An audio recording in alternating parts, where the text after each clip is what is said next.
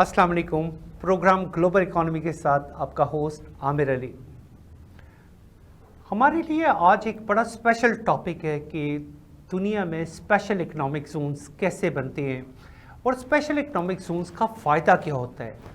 पूरी दुनिया अब स्पेशल इकोनॉमिक जोन की तरफ क्यों मूव कर रही है और स्पेशल इकोनॉमिक जोन के इंसेंटिव्स को कैसे एंजॉय किया जा सकता है। इस सिलसिले में मैं सबसे पहले बताना चाहता हूँ कि स्पेशल इकोनॉमिक जोन का इनिशिएटिव सबसे पहले चेयरमैन डंग झाओपिंग जो प्रेसिडेंट थे चाइना के, उनके दौर में लिया गया और चाइना के मुख्तलिफ एरियाज़ में मुख्तलिफ स्पेशल इकोनॉमिक जोन्स को बनाया गया। उन स्पेशल इकोनॉमिक जोन का मकसद ये था कि दुनिया की इंडस्ट्री को वहाँ पे इनवाइट किया जाए, वहाँ पे फ्री जगह दी जाए, उनको इंसेंटिव दिया जाए ताकि वो अपनी टेक्नोलॉजी लेके, अपनी सारी स्किल्स लेके वहाँ पे चाइना पे आएँ। अब इसका सबसे बड़ा फ़ायदा क्या हुआ चाइना को कि चाइना ने आहिस्ता आहिस्ता उन्हीं मुल्कों से टेक्नोलॉजी सीखी। आज टेक्नोलॉजी जायंट बन गया। हमें टेक्नोलॉजी जायंट बनने के लिए किस चीज़ की ज़रूरत है, हमें स्पेशल इकोनॉमिक जोन में किस एरिया में काम करने की ज़रूरत है, आज का हमारा ये टॉपिक है। और इसके लिए हमें किसी ख़ास गेस्ट की ज़रूरत नहीं है।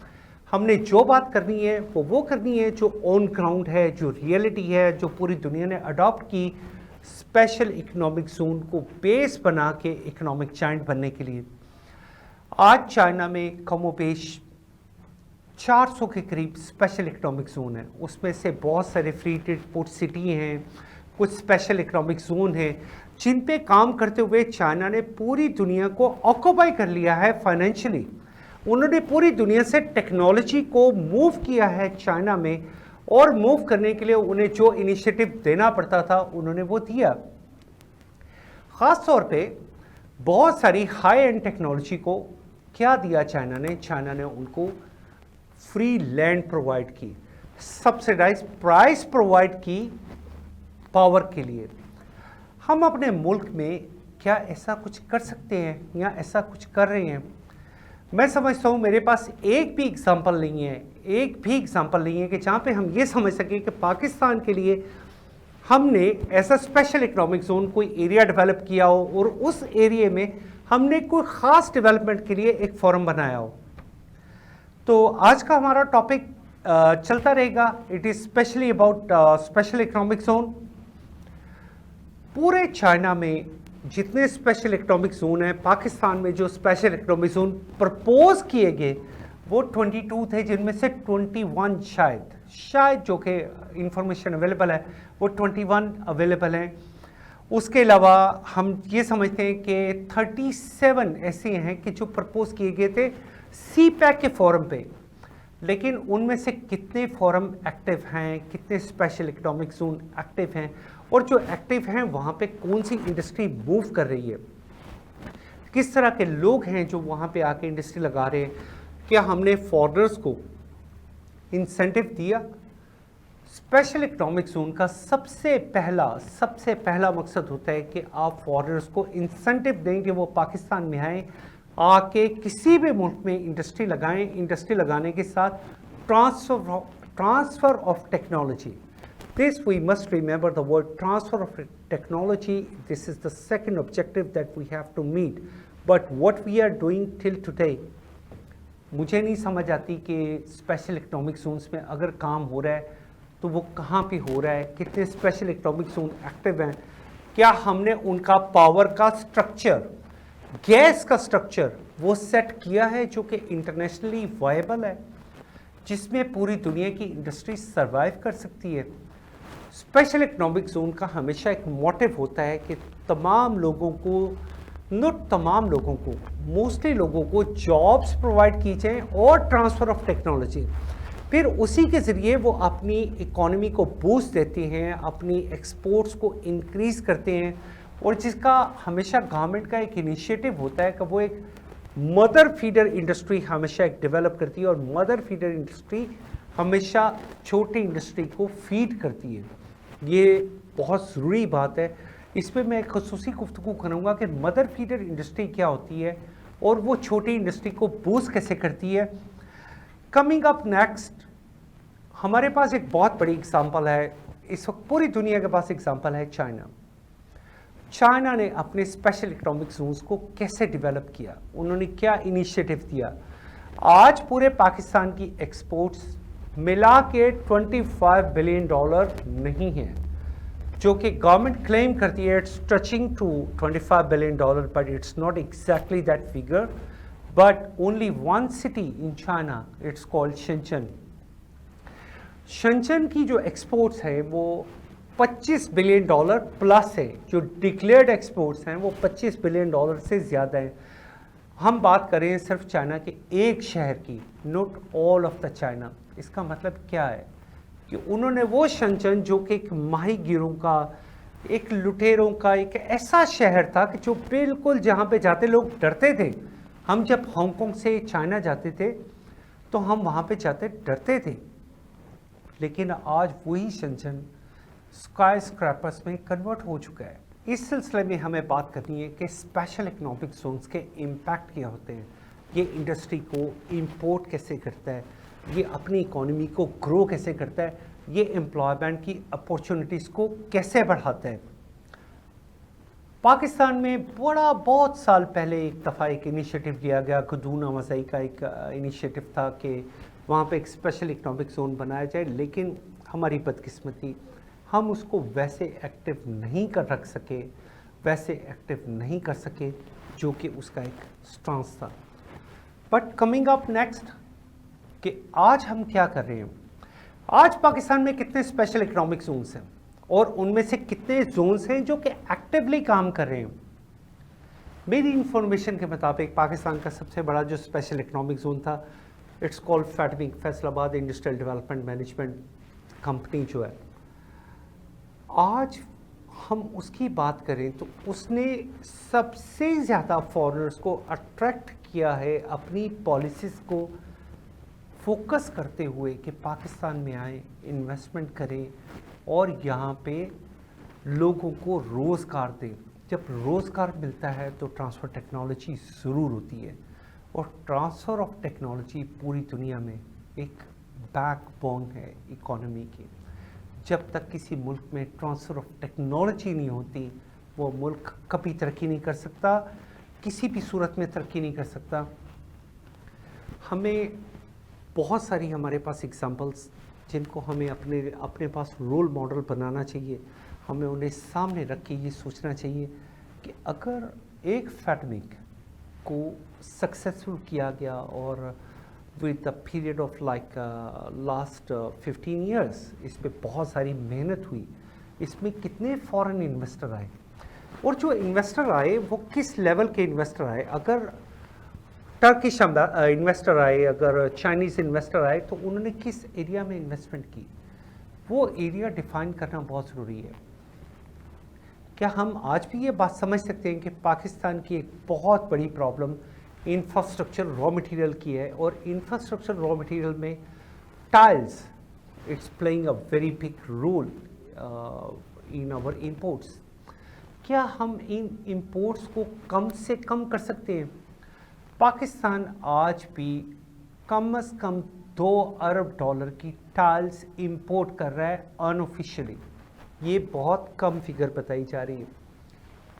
क्या हम पाकिस्तान में इनिशिएटिव दे सकते हैं? क्या पाकिस्तान में क्ले की कमी है या बाकी रॉ मटेरियल की कमी है? बिल्कुल कमी नहीं है, हर चीज़ अवेलेबल है। ज़रूरत है गवर्नमेंट के इनिशिएटिव की। अगर वो पाकिस्तान में कंपनियों को ये इनिशिएटिव दे कि वो यहाँ आगे अपनी फैक्ट्री इस्टेब्लिश करें, और फैक्ट्री इस्टेब्लिश करने के बाद यहाँ से अपनी प्रोडक्शन को पूरे ऑल ओवर पाकिस्तान एक्सपेंड करें, तो इसका सबसे बड़ा फ़ायदा किसे होगा? पाकिस्तान को। आपकी $2 अरब की इंपोर्ट बिल इफेक्ट हो सकता है।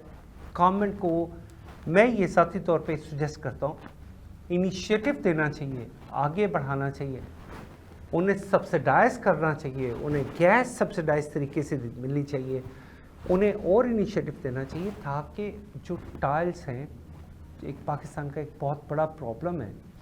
पाकिस्तान में एग्जिस्टिंगली शायद 2 या 3 फैक्ट्री थी चाइनीज़ के आने से पहले, लेकिन अभी रिसेंटली मैंने देखा है कुछ चाइनीज़ कंपनियाँ जो हैं वो पाकिस्तान में इन्वेस्ट कर रही हैं in the sector of tiles. Y?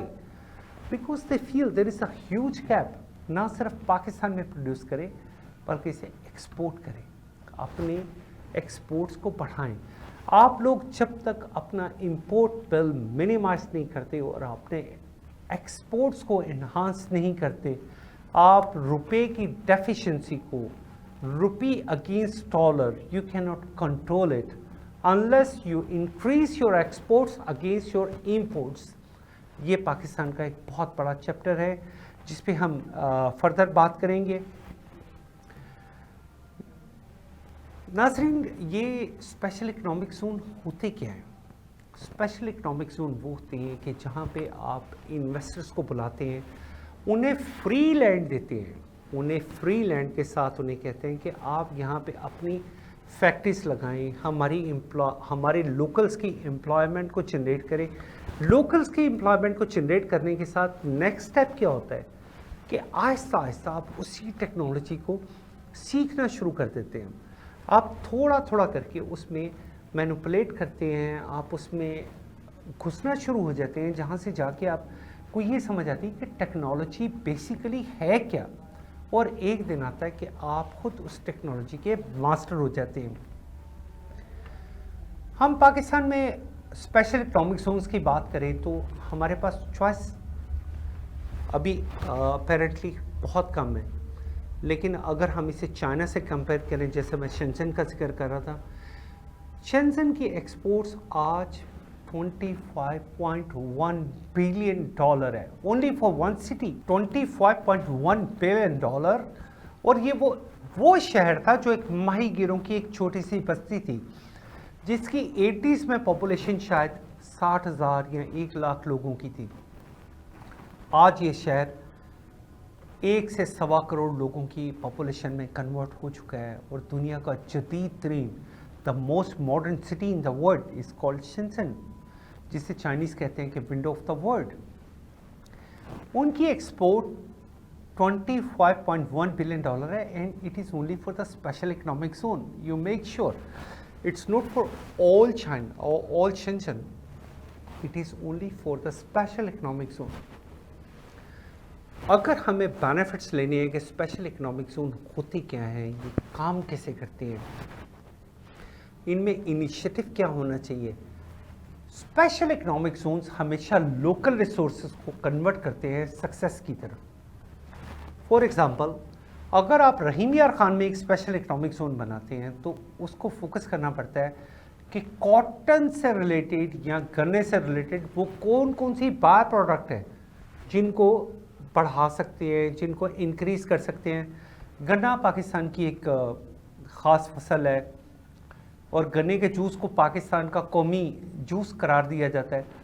हमने आज तक ना उसको बॉटल किया है, ना उसे टेट्रा पैक किया है, ना उसे प्रिजर्व किया है और ना उसे एक्सपोर्ट करने के बारे में सोचा है।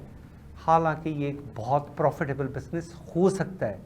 ये एक एरिया है जो सोचने का कि what is the value addition. हमें सोचना चाहिए कि वैल्यू एडिशन कैसे होती है, चीज़ों को अपर वैल्यू कैसे, एडिशनल वैल्यू में कैसे ले जाया जा सकता है। यही वो कुछ है जो कि चाइना ने हमें करके दिखाया। बहुत सारी चीज़ों को कन्वर्ट किया और कन्वर्ट करके सेंट्स को डॉलर में लेके। हम अगले इस पे आते हैं कि पाकिस्तान के जो टोटल इकोनॉमिक जोन्स हैं उसके बारे में हम डिस्कस करेंगे, but we need a short break.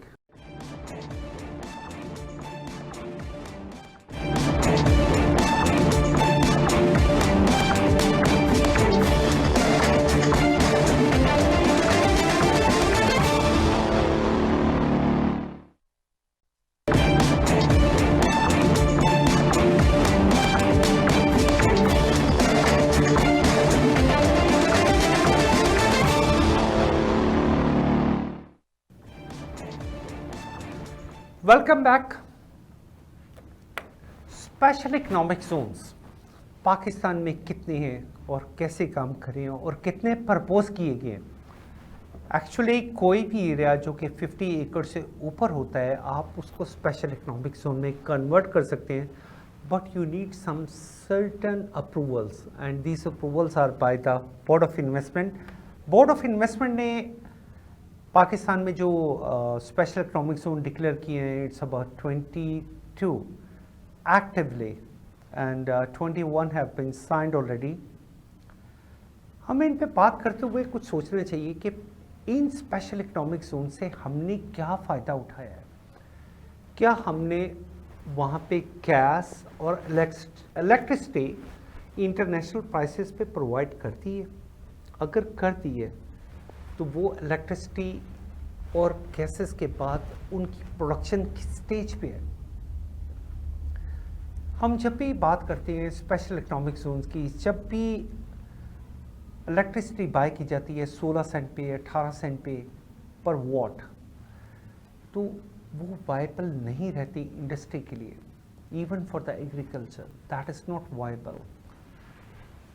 पूरी दुनिया में क्या किया जाता है कि स्पेशल इकोनॉमिक जोन्स को एक इंसेंटिव दिया जाता है कि वो अपनी पावर प्रोड्यूस कर सकते हैं या आउटसोर्स कर सकते हैं. जैसे कि सोलर पावर जो कि ऑलमोस्ट 5 सेंट और 6 सेंट पे अवेलेबल है, उसको नेशनल ग्रिड में इंडक्ट किया जाए और स्पेशल इकोनॉमिक जोन से आउट कर लिया जाए.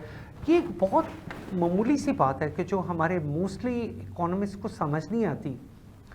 आप क्यों फोर्स करते हैं हर एक के ताकि वो स्पेशल इकोनॉमिक जोन में पावर बाय करे 16 सेंट में?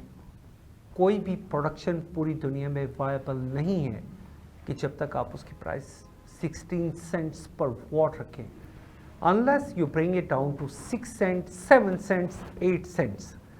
फिर ये चीज़ें वायबल हो जाती हैं ताकि आप अपनी यहाँ पे प्रोडक्शन को बढ़ाएं, लोगों को एम्प्लॉयमेंट जनरेट करके दें. गवर्नमेंट कभी डायरेक्टली एम्प्लॉयमेंट नहीं देती.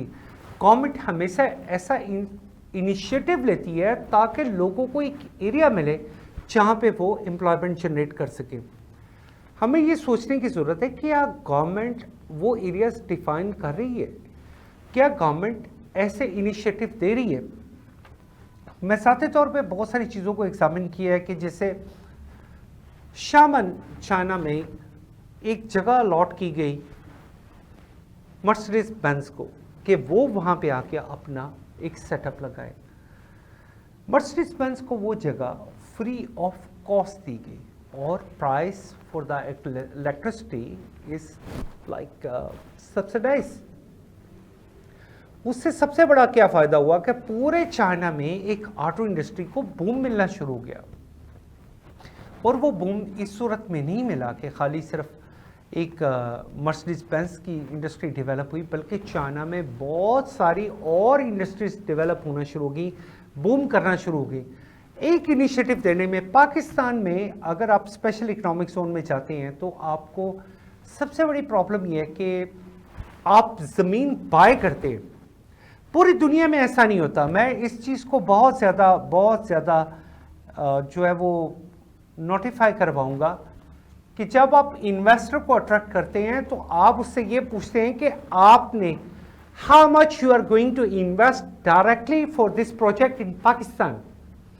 सो if you put the money in the Pakistan government account, how much money you are going to put in the Pakistan government account? If you put like $1 million, you may get 1 acre or 2 acre land free of cost.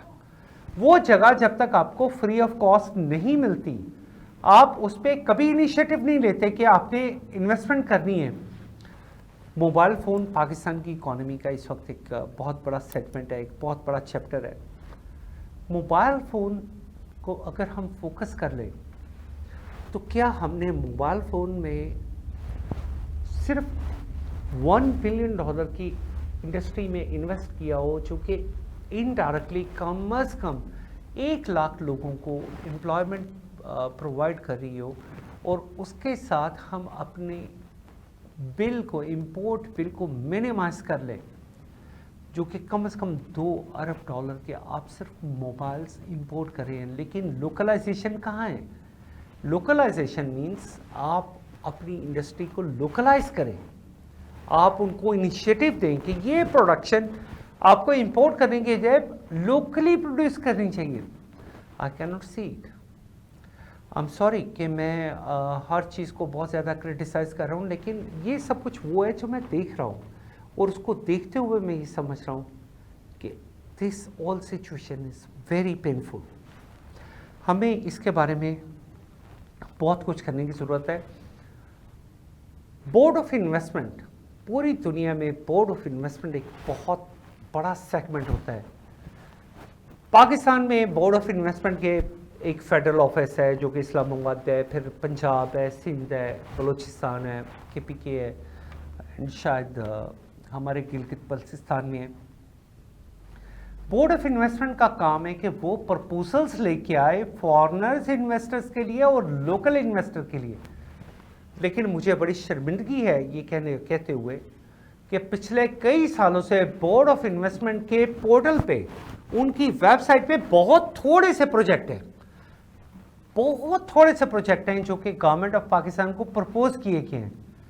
क्या KPK में कोई ऐसा project नहीं है जो board of investment उनको recommend करे कि ये प्रोजेक्ट आना चाहिए in different forms like PPP, BOT और व्हाटएवर? बट इन पाकिस्तान मैं बहुत कम देख सकता हूँ कि बोर्ड ऑफ इन्वेस्टमेंट ने कोई ऐसा काम करके दिखाया हो, कोई ऐसे प्रोजेक्ट्स अलाइन किए हों जो कि पब्लिक के लिए, हर किसी के लिए ओपन हो, और जिसमें बहुत सारी अच्छी प्रपोजल्स दी जाए, इनिशिएटिव दिए जाए। जब भी आप उनसे बात करते हैं वो आपको कहते हैं ओह ये क्या होता है। हमें प्रोफेशनल्स की ज़रूरत है। हमें मिनिस्टर्स वो चाहिए जिन्हें काम आता है, जो गवर्नमेंट में आके सिर्फ खूबसूरत तकरीरें करके काम सीखना चाहते हैं। हमें उनकी ज़रूरत नहीं है, और उन टेक्नोक्रेट्स की ज़रूरत है जो इनिशिएटिव ले सके, जो हमें बता सके कि इंडस्ट्री मूव कैसे करती है। बोर्ड ऑफ इन्वेस्टमेंट ने स्पेशल इकोनॉमिक जोन्स के लिए एक बहुत अच्छा, एक बड़ा वायबल फार्मूला बनाया कि जी आप अपना पोर्टल अपलोड करें। मैं ये पूछना चाहता हूँ ये पोर्टल क्या है जिसको नाम दिया गया कि ये प्राइम मिनिस्टर ऑफिस ने ये पोर्टल भेजा है, जिसमें हर एक इंडस्ट्रियलिस्ट को ये कहा गया कि आप इंडस्ट्री और प्लॉट खरीदने से पहले अपने एसेट्स को डिक्लेयर करें, और कम से कम 200% ज़्यादा डिक्लेयर करें जो आप इन्वेस्ट करना चाहते हैं। इट मीन्स कि आपने इसमें पूरा जॉइंट वेंचर का एक सेगमेंट निकाल दिया, आपने एक पूरा सेगमेंट निकाल दिया जिसको कहते हैं बैंकिंग सेगमेंट निकाल दिया। तो आप क्या करना चाहते हैं? मैं गवर्नमेंट से एक सवाल पूछना चाहता हूं कि पिछले 1.5 साल से जब से इन्होंने ये कहा है कि जी आप ये पोर्टल अप्लाई करें, उस पोर्टल के अप्लाई करने के बाद जो इन्वेस्टर्स ऑलरेडी, जो एग्जिस्टिंग इन्वेस्टर्स हैं, I want to talk about the existing investors, not about the new investors, उनमें से कितने हैं जिन्होंने वो सक्सेसफुली वो पोर्टल अपलोड कर दिया? क्या कर रही है बोर्ड ऑफ इन्वेस्टमेंट? क्या उन्होंने हमें कोई बेंचमार्क, कोई सेट फॉर्मूला दिया कि आपने ये पोर्टल ऐसे अपलोड करना है? कुछ भी नहीं है। They didn't provide us anything. We want to talk in more details about it after a short break.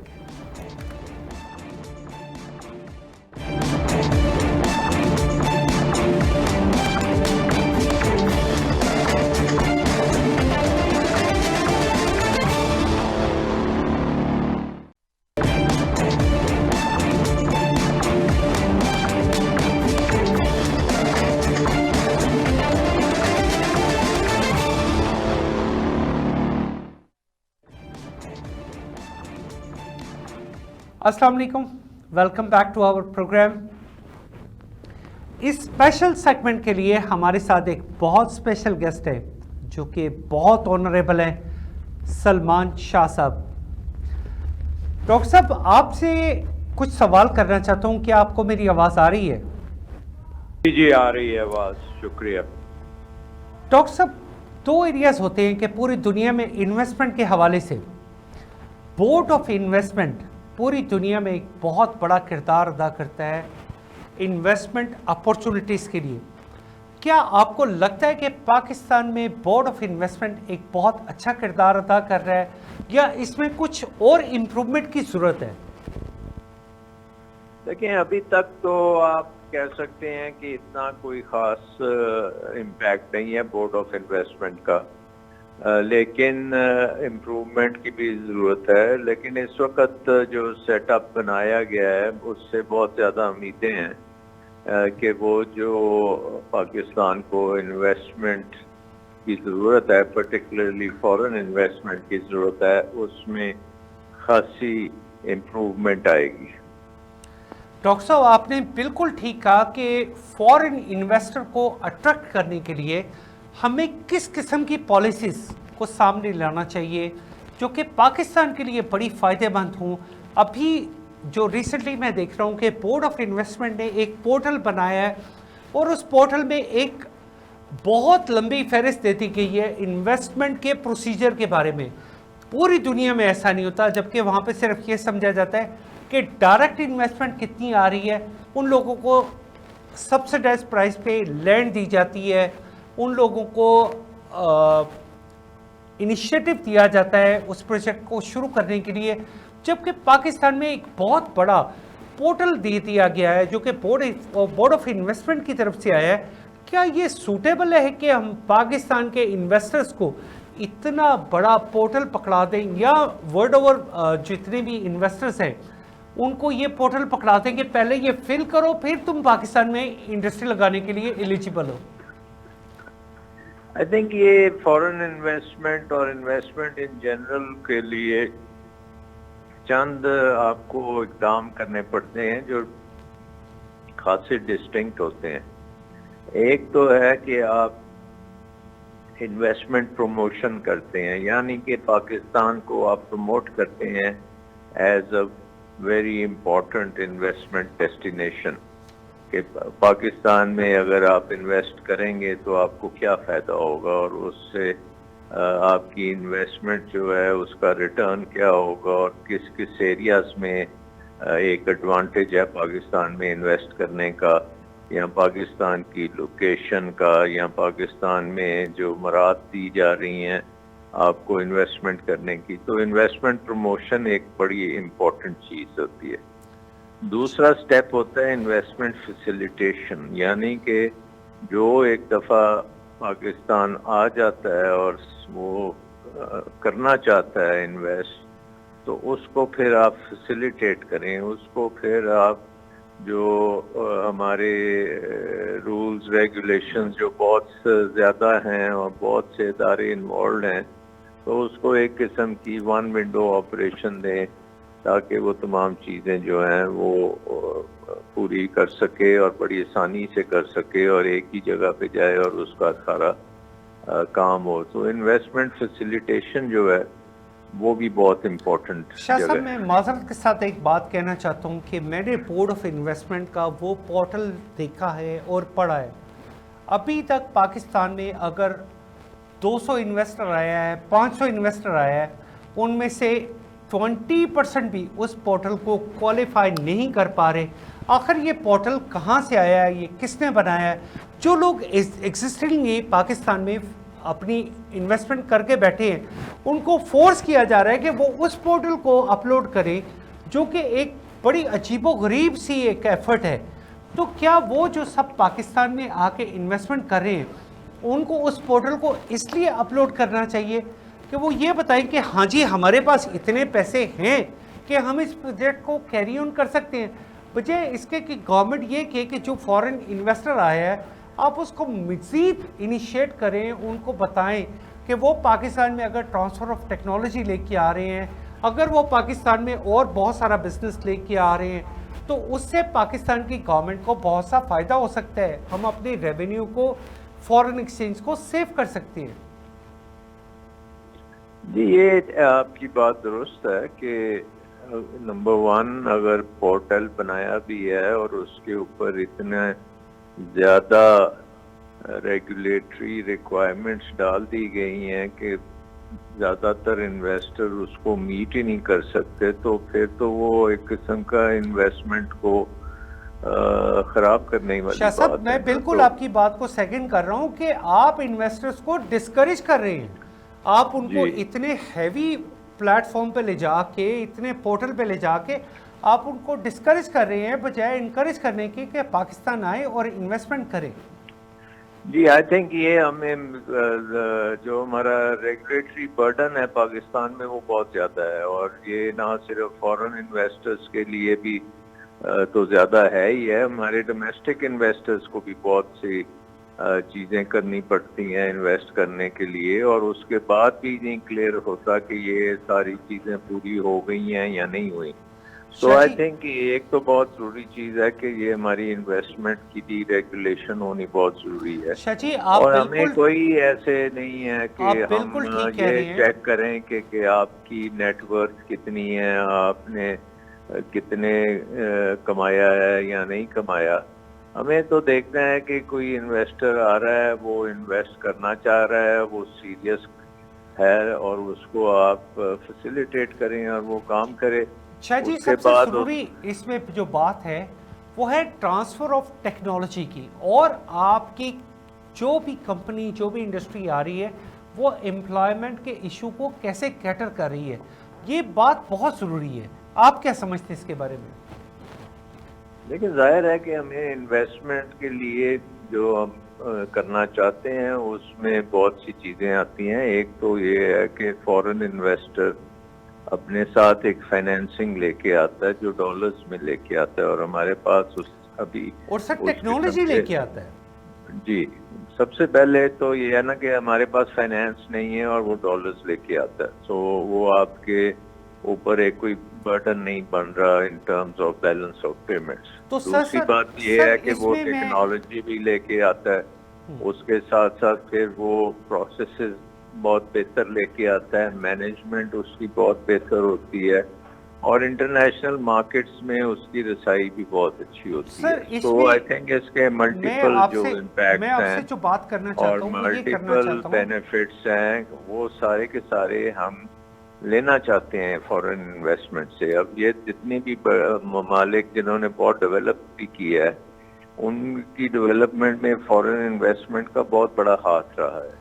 Even China में फॉरेन इन्वेस्टमेंट आई और उसने चाइना की टेक्नोलॉजी अपग्रेडेशन की, और चाइना में वो फाइनेंशियल सपोर्ट के साथ आए और उन्होंने पूरे के पूरी वैल्यू चेन्स वहाँ पे खड़ी की हैं। सो आई थिंक ये सारी चीज़ें जो हैं इसके लिए ये बोर्ड ऑफ इन्वेस्टमेंट जो है इसको एम्पावर भी होना चाहिए कि ये पाकिस्तान में इन्वेस्टमेंट को प्रमोट भी करे, फैसिलिटेट भी करे, आसानी पैदा करे, और डी रेगुलेटरी जो काम करने हैं वो भी करवाए। गवर्नमेंट की जो इंटर डिपार्टमेंटल मसले मसाइल हैं उससे इन्वेस्टर का कोई गर्ज नहीं है, और उसको इन्वेस्टर को एक महकमे से दूसरे महकमे तक जाने की जरूरत नहीं होनी चाहिए। तो ये तमाम चीज़ें हैं जो आपकी बोर्ड ऑफ इन्वेस्टमेंट को करनी चाहिए, और उनको मैंडेट भी यही दिया गया। शाह जी, अगर आप मुझे इजाज़त दें तो इस सिलसिले में एक बात करूँगा कि मैंने बोर्ड ऑफ इन्वेस्टमेंट के बहुत सारी उनकी वेबसाइट पे किया हूँ, हर प्रोविंस की अपनी बोर्ड ऑफ इन्वेस्टमेंट है, उसमें मैंने जिस चीज़ को ऑब्ज़र्व किया है कि बोर्ड ऑफ इन्वेस्टमेंट में नई प्रपोजल्स आती हैं, पंजाब बोर्ड ऑफ इन्वेस्टमेंट में, सिंध बोर्ड ऑफ इन्वेस्टमेंट में, लेकिन recently in last few years मैं बहुत ही कम प्रपोजल्स देख रहा हूँ जो कि गवर्नमेंट की तरफ से आती हैं कि हम ये काम करना चाहते हैं, इसके लिए हम ये इनिशिएटिव देना चाहते हैं, हम ये काम करना चाहते हैं, इसके लिए हम ये इनिशिएटिव देना चाहते हैं। जबकि मुझे अनपॉलिटिकली ये बात कहने में कोई हर्ज नहीं है कि इन द प्रीवियस गवर्नमेंट शायद कुछ ज़्यादा आ रही थी, वो भी इतनी ज़्यादा नहीं थी जितनी आनी चाहिए, क्योंकि गवर्नमेंट जब बोर्ड ऑफ इन्वेस्टमेंट जो है वो उसकी बैकबोन है, तो बैकबोन जब तक ये नहीं सप्लाई करेगी कि पाकिस्तान में ये इनिशिएटिव लिया जाना चाहिए, तब तक आप उन चीज़ों को आगे नहीं बढ़ा सकते। इसके बारे में बताइए। देखिए, पाकिस्तान में अगर कोई फॉरेन इन्वेस्टमेंट आई है तो वो 2005-2006 में आई थी, जिस वक्त तकरीबन हमारी फॉरेन इन्वेस्टमेंट एक साल में $8.5 अरब हो गई थी। उसके बाद वो लेवल कभी रीच नहीं किया, मैक्सिमम $1-2 बिलियन के करीब आती रही। वो भी अगर आप IPPs को लें, बिजली वाले जिन्होंने लगाई हैं, वो आप फॉरेन इन्वेस्टमेंट में उसको गिनते हैं, हालांकि वो बहुत एक्सपेंसिव और नामुनासिब किस्म की उनको रिटर्न्स भी दी गई और उससे वो उसको हम फॉरेन इन्वेस्टमेंट कहते हैं। तो वो ऐसी बात नहीं है कि फॉरेन इन्वेस्टमेंट रियली आई ही नहीं, ना हमारी प्रोडक्शन सेक्टर में आई है फॉरेन इन्वेस्टमेंट, ना हमारे सर्विसेज सेक्टर में उस तरह से आई है और ना ही हमारे एग्रीकल्चर सेक्टर में आई।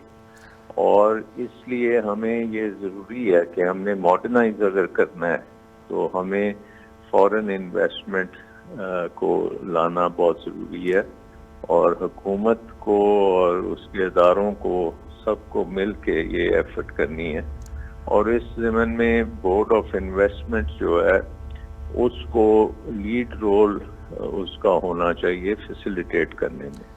अनफॉर्चुनेटली बोर्ड ऑफ इन्वेस्टमेंट जो है उसको वो इम्पोर्टेंस नहीं महकमे देते जो उसका हक है, क्योंकि वो जो काम महकमों में होने होते हैं तो वो ट्रेडिशनल तरीके से ही करते हैं और वो इन्वेस्टमेंट प्रपोजल्स को आगे नहीं चलने देते। तो ये एक मसला है जिसको हल करना बहुत जरूरी है। और मुझे उम्मीद है कि जो नई मैनेजमेंट आई है वहाँ पे, तो वो मैनेजमेंट जो है उसका यही मकसद है कि ज़्यादा से ज़्यादा प्रमोट किया जाए और डिफरेंट एरियाज में किया जाए, क्योंकि अब हमें पता है कि सीपैक में अब बिजनेस टू बिजनेस इन्वेस्टमेंट का दौर है, तो उसमें भी चाइना की इन्वेस्टमेंट को प्रमोट करना और चाइना के इन्वेस्टर्स को फैसिलिटेट करना वो बहुत इम्पोर्टेंट हो गया। एंड उनके जो हैं तरीक़ेकार चीन के, वो हो सकता है हमारे तरीक़ेकार से बहुत फ़र्क हो, तो उनको भी एक किस्म का कोऑर्डिनेट करना और उनको तसल्ली देना कि वो यहाँ पे काम कर सकते हैं, वो बहुत इम्पोर्टेंट हो गया। शाह साहब, आपका बहुत शुक्रिया। आपके साथ बहुत सी खूबसूरत बातें हैं, क्योंकि आप उन लोगों में से हैं जो इकॉनमी को समझते हैं और जो ये समझते हैं कि इनिशिएटिव क्या देना चाहिए, पाकिस्तान गवर्नमेंट को क्या करना चाहिए, बोर्ड ऑफ इन्वेस्टमेंट का करैक्टर क्या होना चाहिए। मैं ज़ाती तौर पे समझता हूँ कि अगर पूरे पाकिस्तान में प्रोविंशियल लेवल पे किसी बोर्ड ऑफ इन्वेस्टमेंट ने थोड़ा सा काम किया है तो वो पंजाब गवर्नमेंट है। बाकी गवर्नमेंट्स की जब मैं वेबसाइट पे जाता हूँ तो मुझे कुछ नज़र नहीं आता, कोई नए इनिशिएटिव नज़र नहीं आते, कोई नया काम नज़र नहीं आता। शाह साहब, आपका बहुत शुक्रिया बीइंग विद अस, और आपकी इतनी खूबसूरत बातें हैं कि मेरी आपसे रिक्वेस्ट है कि I want to invite you again to my programme.